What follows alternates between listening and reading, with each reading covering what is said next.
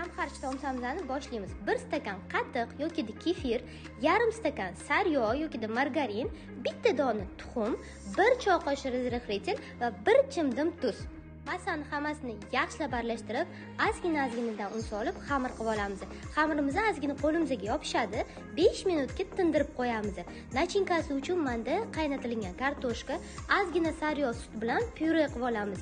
Xohishingizga ko'ra yoki ko'k piyoz yoki piyozni qovurib, tuz solib, ukrop solib qilishingiz mumkin. Undan tashqari variantlarini hozir yozib qo'yaman.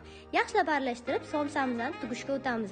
Ko'rib turganingizdek, ozgina boshqacharoq usulda tugish boshladim, lekin sizlar xohishingizga ko'ra boshqacha ham tugishingiz mumkin.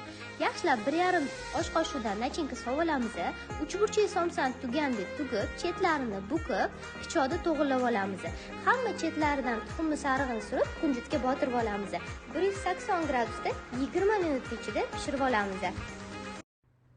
Somsamzani qaranglar qanaqa pishganini, qanaqa chiroyli chiqqanini, nachinkasini xohishingizga ko'ra boshqacha tugsanglar ham bo'ladi. Mana ko'rasizlarmi qanaqa zo'r chiqqan.